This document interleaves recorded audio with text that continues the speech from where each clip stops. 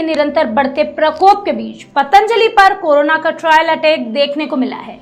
इस विकराल परिस्थिति के बीच पतंजलि की दवा विवादों में फंसकर आखिरकार उलझ गई।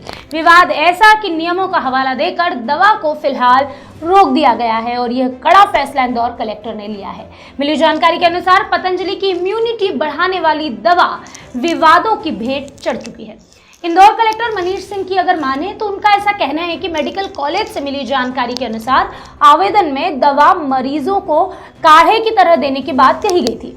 इसमें ट्रायल की कोई अनुमति नहीं दी जा सकती। कलेक्टर ने यह भी बताया कि प्रशासन ने दवा के ट्रायल की अनुमति नहीं दी है। उन्होंने कहा कि आयुर्वेद या होम्योपैथिक दवाइयों के क्लिनिकल ट्रायल नहीं किए जाते, एलोपैथिक के ट्रायल होते हैं जिसकी प्रोटोकॉल और प्रक्रिया होती है। इन सभी तथ्यों को ध्यान में रखते हुए कंपनी का आवेदन और अनुमति निरस्त कर दी गई है। फिलहाल अनुमति निरस्त होने के बाद पतंजलि द्वारा कोरोना के मरीजों के इलाज के लिए तैयार आयुर्वेदिक दवा को इंदौर में ट्रायल के लिए अनुमति विवाद में फंसने के बाद निरस्त कर दिया गया, यानी कि दवा उलझ गई है। क्लिनिकल ट्रायल के संबंध में बाबा रामदेव ने सीएम शिवराज सिंह चौहान से चर्चा की। वहीं पतंजलि के प्रमुख आचार्य बालकृष्ण ने इंदौर कलेक्टर मनीष सिंह से भी इस बारे में चर्चा की। उसके बाद ही उन्होंने उन्हें ये प्रस्ताव भेजा था। बावजूद इसके कलेक्टर ने इसे रिजेक्ट कर दिया। इस संबंध में कलेक्टर ने स्पष्ट किया कि मेडिकल कॉलेज से प्राप्त आवेदन में दवा मरीजों को काढ़े की तरह देने की बात कही थी और इसको हम ट्रायल की अनुमति नहीं दे सकते। कलेक्टर के अनुसार प्रशासन ने दवा के ट्रायल की अनुमति नहीं दी और उन्होंने ये भी कहा, जैसा कि हमने पहले बताया था, आयुर्वेदिक और होम्योपैथिक दवाइयों के क्लिनिकल ट्रायल नहीं किए जाते। एलोपैथिक के ट्रायल होते हैं जिसकी प्रोटोकॉल और प्रक्रिया है।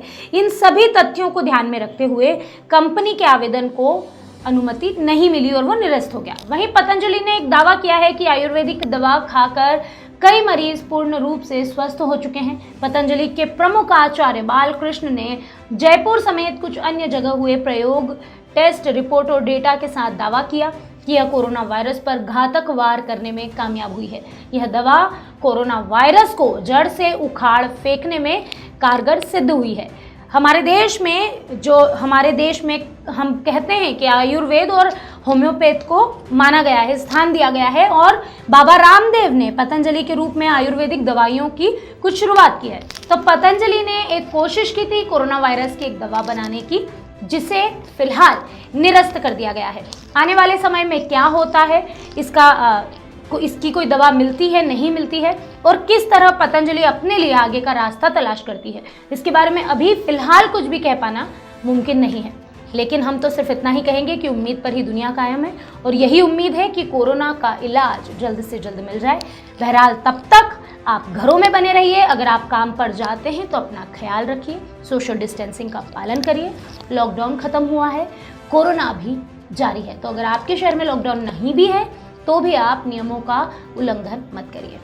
कल मैंने परसों ऑर्डर जारी किया था, उसको लेके बहुत कन्फ्यूजन क्रिएट हुआ है। उसमें क्लिनिकल ट्रायल्स की बात आ गई, सब चीज़ें आ गई। तो मैंने कल उसमें डीन ने गवर्नमेंट से मार्गदर्शन मांगा है। डीन के जो गवर्नमेंट के मार्गदर्शन लेटर मैंने देखा है, जब तक गवर्नमेंट से मार्गदर्शन नहीं आता है तब तक के लिए उसको निरस्त किया है। देखिए, जो आयुर्वेदिक मेडिसिन हम लोग दे रहे हैं अभी सभी को, क्वारंटाइन सेंटर्स में दे रहे हैं, CCC में भी दे रहे हैं, जो एडवाइजरी जारी हुई थी, इस दवाई के मामले में ये बताया गया कि अभी एडवाइजरी जारी नहीं हुई है। कभी भी आयुर्वेदिक मेडिसिन या इन मेडिसिन में ऐसे क्लिनिकल ट्रायल्स नहीं होते हैं जो एलोपैथी में होते हैं, पर एडवाइजरी जारी होती है। वो एडवाइजरी जारी होने का इंतजार कर रहे हैं। अगर एडवाइजरी जारी होगी तो उसके बाद ही हम लोग करेंगे इसको। खबरों के लिए बने रहिए खबर 100 के साथ, जनता की बुलंद आवाज।